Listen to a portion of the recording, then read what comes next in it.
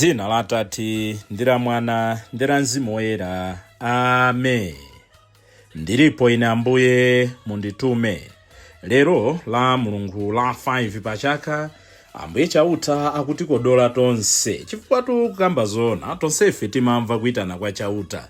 Timamva njira zosiyana-siyana, timamva kudzera m'mautumiki athu, timamva kudzera mntchito zathu, m'bizinesi zathu, mkudwala kwathu, mulemerero wathu, mkuvutika kwathu. Kodi muzonsezi timavomera bwanji kuti Ambuye munditume? Satituma pa mtendere pokha, satituma pa mavuto pokha, koma tsiku ndi tsiku, nthawi ndi nthawi, nyengo ndi nyengo, Ambuyeso amatituma. Timva mneneri Yesaya akuvomera kuitana kwa Ambuye. Ndilipo ine Ambuye munditume. Ngakhale tikhala anthu ofoka monga anali mneneri Yesaya, ngakhale kumene tichokere kukhale kofoka, kukhale kochimwa, tikhale pakati pa anthu opulukira, chauta amayeretsa mitima yathu. Tiphunzire kupezeka m'nyumba yake.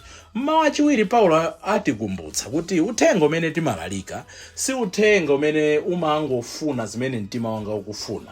Timalalika Yesu Khristu amene adauka kwa akufa. Timalalika Yesu Khristu amene timagawana zosiyana-siyana za mpingo zambiri. Tisalalike Yesu amene ndikumudziwa ine kuti andipindulire. Ndilalikire Yesu amene adabwerera anthu onse, adafera anthu onse. Mmawa muthenga wabwino timva za asodzi oyambirira, timva za Ambuye Yesu amene anali kulalikira nabwereka boti la Petro. Kodi lero timpatsa chani Ambuye chauta? Ambuye akatidalitsa amafuna tikadalitsenso ena. N'chifukwa chake timva kuti Petro atampatsa nsomba zambiri, adakodolera anthu ena kuti amthandize kugwira ntchito imeneyi. Mawu oyamba akuchokera m'buku la mneneri Yesaya, mutu wa 6 ndi 1 kulekeza 2a, tidzawerenganso 3 kulekeza 8. Ndilipo ine Ambuye munditume. Amene akutiwerengera mawu oyamba ndi Fane Chisindo wachinyamata kuchokera ku Our Lady of Africa Maula Cathedral mu Archdiocese ya Lilongwe. Po salimo yathu, salimo namba 138, chilimbi chake tikuti: ndikuimba nyimbo zokutamandani pamaso pa milungu, ndikukuthokozani inu chauta ndi mtima wanga wonse. Tigwade mowerama kumaso kwa nyumba yake yoyera, tizitamanda dzina lake. Mwazina salimo yathu ya lero ikutero. Mawu athu achiwiri akuchokera mkalata ya Paulo yolembera mpingo kwa Korinto, makamaka kalata yoyamba, mutu wa 15 ndime ya 1 kulekeza 11. Motero zimene timalalika ndi zomwezo zimene mudakhulupirira ndi zomwezonso. Paulo afuna atikumbutse kuti mthenga wabwino umene iye adatilalikira adaulandira ndipo amaugawa chifukwa choti adaulandira. Inu ndi ine tidalandira chani nanga anzathu tikugawana nawo chiyani? Amene akutiwerengera mawu achiwiri ndi Cuthbert Namagonya wachinyamata kuchokera ku Our Lady of Africa Maula Cathedral mu Archdiocese ya Lilongwe. Mawu muthenga pabwino ndi monga adalembera Luka Woyera. Tiyeninso abale ndi alongo tisinkhe limodzi. Mawu a buku la mneneri Yesaya.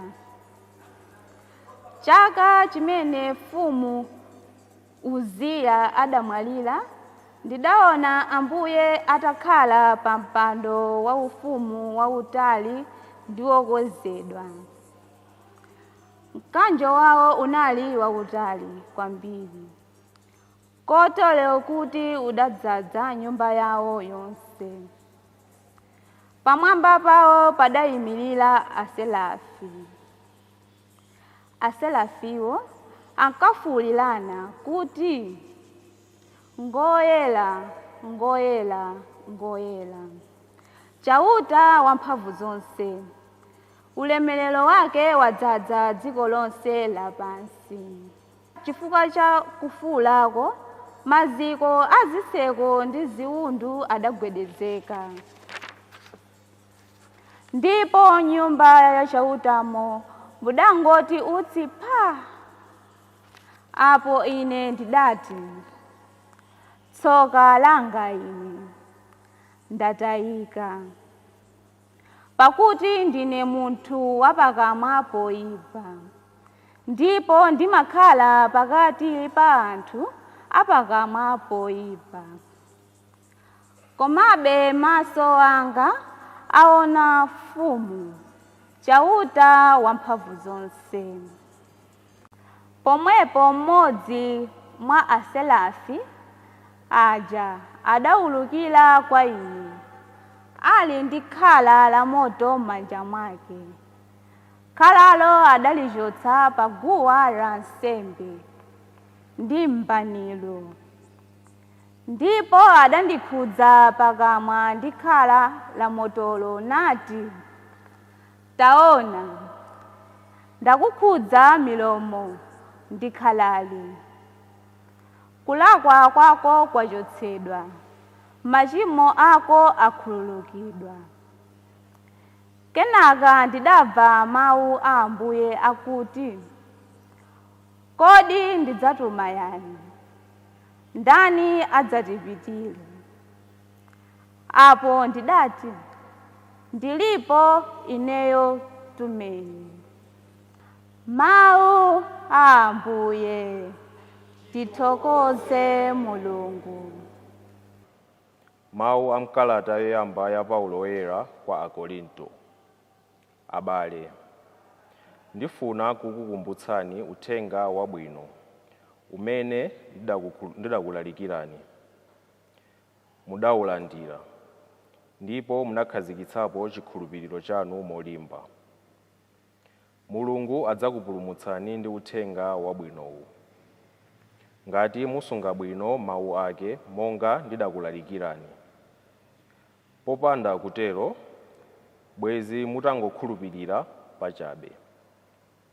Pajatu mawu akulu amene ndidakupatsani ndi omwewo amene inenso ndidalandira. Mawuwo ndi akuti, Khristu adafera machimo athu, monga malembo anenera. Adayikidwa m'manda, mkuja wake adauka, monga malembo anenera. Motero adaonekera Kefa, kenaka atumwi 12 aja.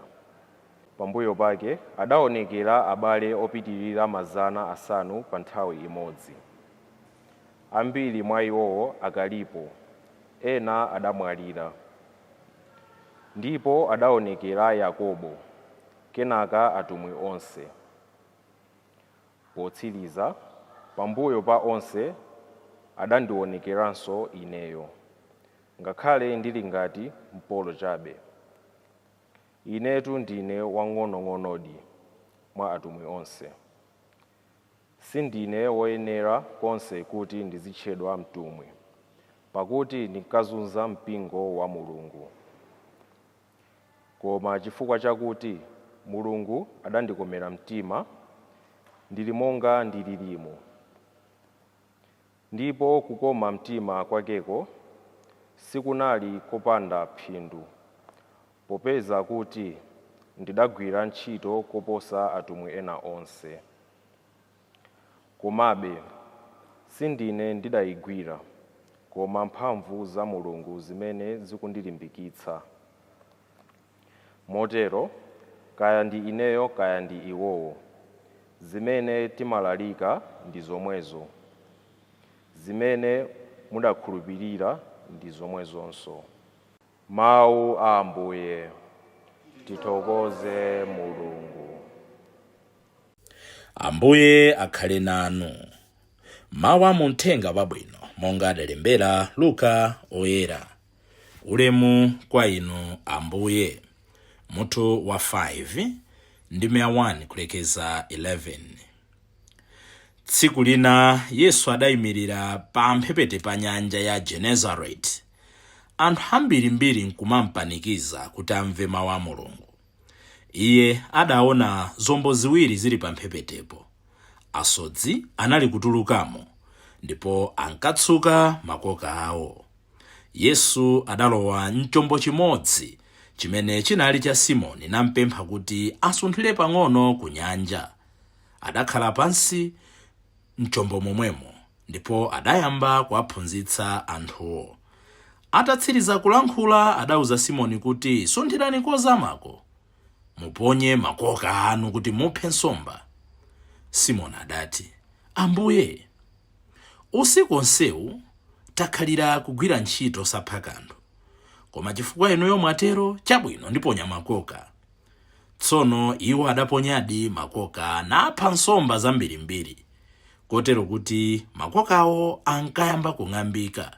Adachita kukodola anzawo a mchombo china kuti adzawathandize. Iwo adabwera ndipo adadzaza zombo ziwiri zonse zija mpaka zinali kufupi kumira. Pamenepo Simoni Petro ataona zimenezi adagwada nkuwerama kwambiri pamaso pa Yesu nati, pepana Ambuye mundichokere, ndine munthu ochimwa. Adatero popeza kuti iye pamodzi ndi onse amene anali naye adazizwa nako kuchuluka kwa nsomba zimene adaphazo. Yakobe ndi Yohane, ana a Zebedeyo, anzake a Simoni, nawonso adazizwa. Tsono Yesu adauza Simoni kuti, usaope, kuyambira tsopano udzakhala msodzi wa anthu. Motero atakokera zombo zawo kumtunda, adasiya zonse namamutsata Yesu. Mthenga wa Ambuye. Ulemu kwa inu Ambuye Yesu Kristo. Abale, monga ndanenera kuti tsiku la lero tikumva Ambuye Yesu akutsindika kuti sadzasiya msambi wake wokhayi, monga timanenera pa pemphero lina pamakamaka pamene ansembe adzozedwa tikamachita pemphero la Ukaristiya. Timanena kuti Ambuye sadausiye wokha msambi wake, koma adautumizira mwa abusa wake amausunga amausamala. Zona adizi tikuona m'mawatho oyamba kuti Mulungu sasiya wokha anthu ake, amawatumizira abusa osiyanasiyana. God will always send people to serve and save his people. Mulungu adzatumiza anthu kuti atumikire ndi kupulumutsa anthu ake. Ngakhale mavuto angachuluke chotani, ngakhale nthawi zina timataya mtima, Mulungu satitaya, Mulungu ali nafe, Mulungu akutiteteza, Mulungu adzakhala nafe, sadzalola kuti titayike. Koma kuti zimenezo zitheke, monga ndanenera, tizivomera kuitana kwa Ambuye. Ambuye amatiyitana m'njira zosiyanasiyana. Ambuye akutiyitana m'njira zosiyanasiyana. Ndimafuna kuti ndi mawu a tsiku la lero ndikuyitana kwa mneneri Yesaya, ndikuyitanidwa kwa Petro amene atakhala mkatikati mwa kubalalika, mkatikati mwa mantha, mkatikati mwa nkhawa, Ambuye Yesu adamuchitira zozizwitsa. Ndimafuna kuti la Mulungu la lero mwachangu kwambiri tilingalire mfundo 10 izi zikuoneka zambiri ndi zinena mwachangu. Tiyambire mu uthenga wabwino. Tikumva kuti akuti anthu Ambuye Yesu atafika mphepete mwa nyanja ya Genezareti. Dzina lina la nyanja ya Genezareti ndiye kuti nyanja ya Galileya, kapenanso kuti nyanja ya Tiberius. Inde Ambuye Yesu atafika mmene akuti anthu anamukhamukira konko, anthu adapita konko, ndipo amampanikiza chifukwa chachani? Kuti amve mawu a Mulungu, osati mawu a munthu wina aliyense, osati mawu a ophunzira Ambuye Yesu. Amampanikiza kuti amve mawu a Mulungu, komanso amafuna amvetsetse kuti Mulungu akunena chani. Ndi fundo yofunikira mmoyo wathu wa tsiku ndi tsiku. How many times do we praise to hear the word of God? Ambiri, we just listen. These people, they wanted to hear the word of God. Amafuna amve mawu a Mulungu. Ambiri tutimangufuna mastailo mmene mawu akuneneredwa. Lero ku church kunali zobeba, ndipo bambo alalikira, agrupu alalikira, ndipo asisteri analalikira kwambiri, ndipo abrother analalikira kwambiri, ndipo adikona analalikira kwambiri, ndipo abishop analalikira kwambiri. Alalikira zotani? Amaseketsa, ajamasangalatsa. Do we listen or hear the word of God? These people, they were not interested in this style kuti Ambuye Yesu akulalikira bwanji, kapena kuti mawu akubangula bwanji. Ena amafuna zobeba visungusho. These people were praising to hear the word of God. Do you praise to hear the word of God? Do I praise to hear the word of God? Chitsimikizo choti ndimachita machawi kuti ndimvetsere mawu a Mulungu nchonena kuti ndikamva mawu a Mulungu koda amasintha mtima wanga. Chachiwiri, tikuona kuti Simoni akulolera munthu osamudziwa, akulolera Ambuye Yesu kuti amulamule kusiya business yake, kusiya ntchito yake, nkunena kuti tandibwereke boti lako ndifuna ndigwiritse ntchito ngati cholalikirapo. Tidziwetu kuti izi zikuchitika pamene Simoni ndi anzake aja achezera usiku wonse osapha kanthu. Mkatikati mwawo mwakubalalika, tangoganizani muli inuyo. galimoto yanu kammendetsa chidampa, kammendetsa dzamchenga dzija, mwachezera tsiku lonse, sabata yonse, mwezi wonse, osapeza wamalonda wina aliyense. Ndipo angobwera mlaliki wina wake kuti tatibwerekani galimoto yanu yotufuna tilalikiremo, tikwere pamwamba tizilalika. You can imagine response yanu, response yanga, response ya Tosefe. Koma Petro akunena kuti chabwino tengani. Izi zikuchokera kunena kuti nthawi ina yake Petro analata mudzi wakale Yesu. So akumuloleza kuti agwiritse ntchito boti lake. Boti lake lisanduke guwa. Ena amati gome. Chabwino ife ukatolika timati guwa. Lisanduke polalikira, lisanduke poperekera nsembe. The question is, fundo yathu yachiwiri ndimene. Ndi chani chimene tikumpatsa Ambuye Yesu kuti achigwiritse ntchito? Kapena ndi chani chimene ndikunkaniza Ambuye Yesu? Ndi chani chimene ndankaniza Ambuye Yesu nsabatayi? Ndi chani chimene ndimankaniza Ambuye Yesu mmoyo mwanga? Nanga ndi chani chimene ndimampatsa Ambuye kuti akachigwiritsa ntchito? You see, Ambuye Yesu akazigwiritsa ntchito zimabwerera kwa ife. Peter gave the boat to Jesus. In the long run, it was Peter and the friends who benefited. Chifukwa ndamene anapeza nsomba zambiri, ndamene anapeza madalitso ambiri. The moment we give something to Jesus, chimabwerera kwa ife munjira zimene sitimatha kuyembekeza, munjira zimene tinalosa kunzekera.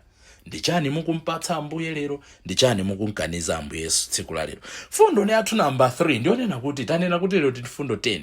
Ndionena kuti Petro yu ataona kuti apa nsomba zambiri, akuti adakokera anzake, bwerani muzandithandize.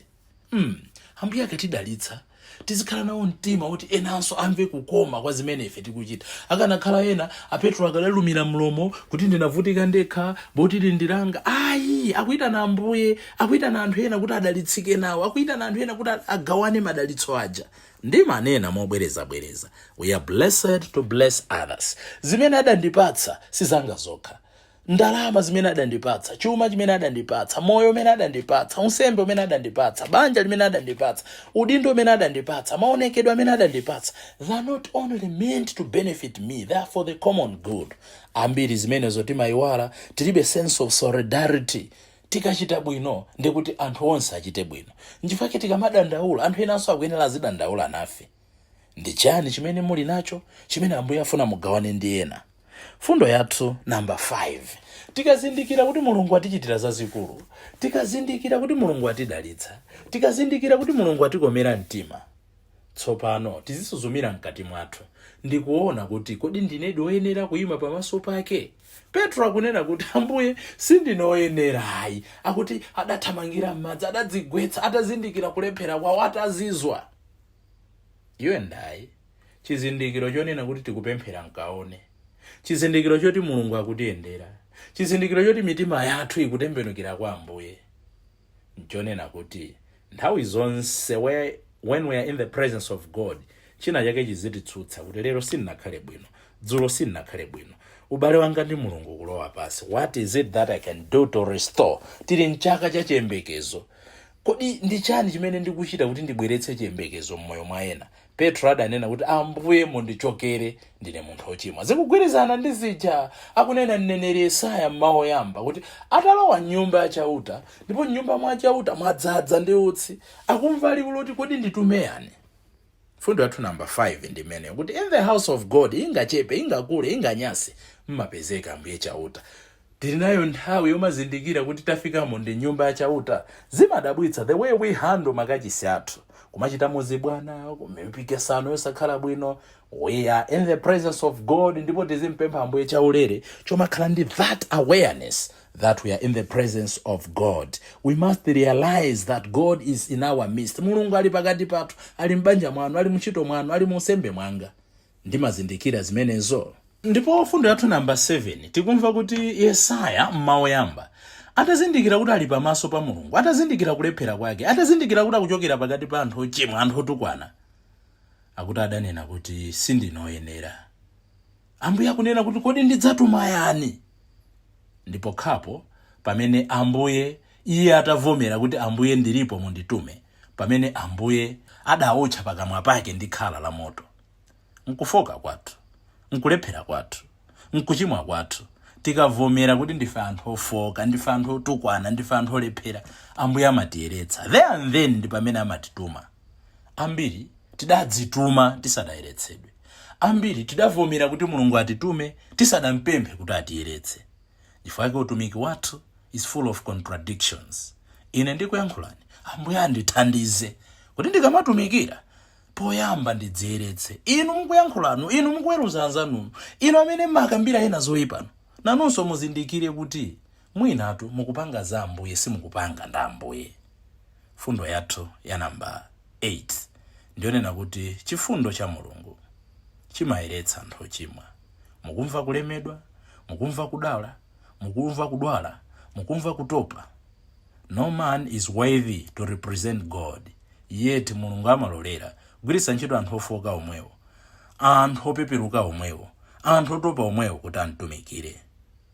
N'chifukwa chake ine ndikuti fundo namba 9, Ambuye Yesu amachita zonsezi dala, amatuma anthu ofoka dala, amatuma anthu ochimwa dala, amatuma anthu onyozeka dala kuti tisamanyade, kuti tisamadzitukumule. N'chifukwa chake abale, don't allow sin, don't allow your sinfulness, don't allow your frailty to stop you from serving God. Osata ineyo ndinofoka, ineyo ndinochimwa, ineyo ndinosayenera, ineyo basi singamtumikire Mulungu, sindingapite ku sister, sindingapite ku sembe, sindingapite ku brother, sindingapite ku deacon, sindingakhale chair wa mphakati, sindingakhale odulitsa mtulo, sindingakhale wachipembedzo. Ayi, Mulungu akufuna zida zofokazo, Mulungu akufuna zida zolepherazo, Mulungu akufuna zida zonyozekazo kuti azigwiritse ntchito. Koma mkatikati mwamene watituma amafuna kufoka kwathuko kuti zindikiritse kuti tisamanyade. Pamene anthu ena akunena kuti bambo mandisangalatsa, ndifuna ndzakhale wansembe ngatino, ndizilira kuti koma ana inu mukanadziwa kufoka kwanga, chimene chicha chizindithandiza kuti ndiyanjane ndi Mulungu. Anthu akamati timasirira banja lanu, akazi anu azikuyang'anani nkomba m'manja koma akadadziwa abambo yawa, chimene chija abambo chizikugugudani nkunena kuti what must I do to align myself kuzimene Mulungu amafuna. Tachuluka anthu amene tikubwerera mbuyo chifukwa chakuona kulephera kwathu, kudzimva kuti ndinolephera ndiye chofunikiracho, koma kulephera kuntumikira Mulungu chifukwa choti ndinofoka ndiye kuchimwitsitsa. Tikadziwa tchimo lathu, tikadziwa kufoka kwathu, tikadziwa kulephera kwathu, tizimpempha Ambuye kuti ndithandizeni kuti ndikutumikireni bwino. Ndipo chotsirizira ndichonena kuti don't condemn yourself when God has not. Ambiri tidadziweruza pamene Mulungu akutikhululukira.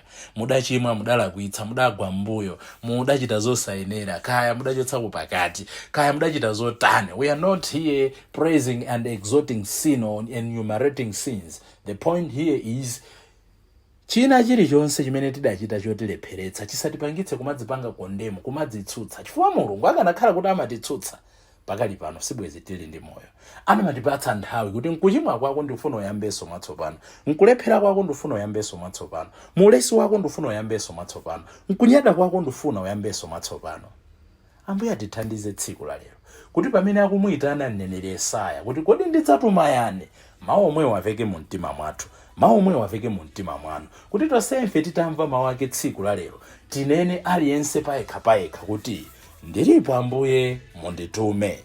Mulungu akutikodola, Mulungu akutiyitana, tiyeni tisaumitsetu mitima yathu. M'dzina la Atate, ndi la Mwana, ndi la Mzimu Woyera. Amen.